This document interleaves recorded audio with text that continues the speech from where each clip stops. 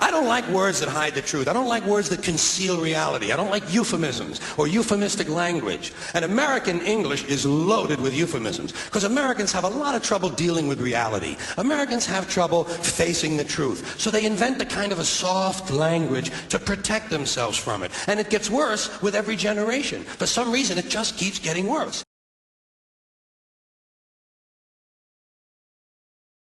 Hey YouTube, hey subscribers, thanks for tuning in. In this video, I want to address the topic of how narcissists have worked very hard to destroy language over the past couple of decades. As George Carlin illustrated in the opening clip, this is an issue that's been going on for a while, and I wonder if he knew just how much worse it was going to get. We talk a lot on this channel about clarity and language and how those seem to deeply affect the narcissist. What we haven't really spoken about on this channel before is the impact of destroyed language and the destruction of language on our society. About a year or so ago, I did a video called Narcissism and Sales. In it, I was essentially putting forth the notion that narcissists try to force sales on you rather than letting the product speak for itself. In addition to this, they feel you owe them the sale because they asked for it. This is actually one of my major soapboxes, but I rarely get on it. Well, along these lines and in the context of soft language,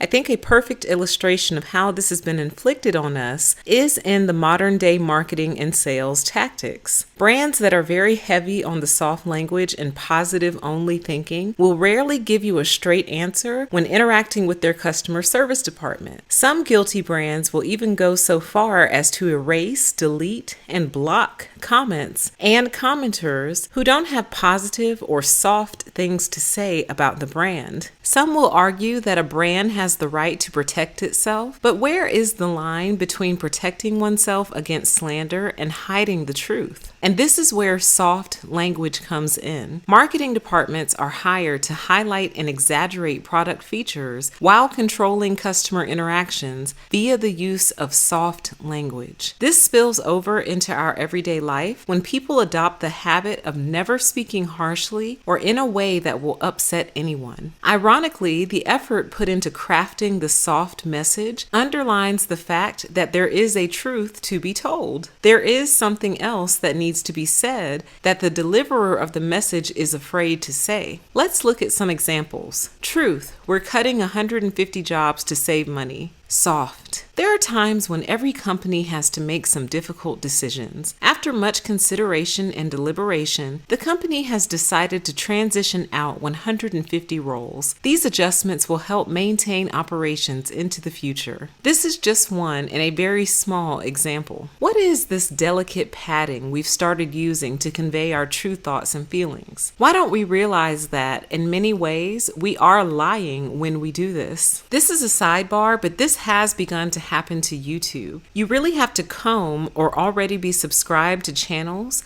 that speak from an original place with creators that have original thoughts. All other recommended videos will be some form of soft language for their oh so delicate viewers. It honestly has become boring as some of the best channels have been suppressed or deleted altogether. That's just a sidebar though. We won't go there in this video. I think I find myself in trouble in real life a lot because I naturally don't speak softly. Yes, the physical sound or tone of my voice may come across as soft, but I actually have a tendency to say exactly what I'm thinking. This can be beneficial, but it also can be detrimental in a world full of people who need to hear smooth things. In a country that encourages debauchery in the form of entertainment media, we don't seem to be able to handle real words in real contexts. The contrast is kind of funny, but it's also kind of annoying. And to note, I am not speaking of political correctness, which I do believe has its place. I do think it can be taken too far, but I also believe we're not supposed to abuse each other with our words. There is a fine line there. I am more so speaking of the inability to express ourselves unless it is perceived as soft. Anything other than yay and amen is perceived as negative. The truth itself is often perceived as negative. So what are we supposed to do with that?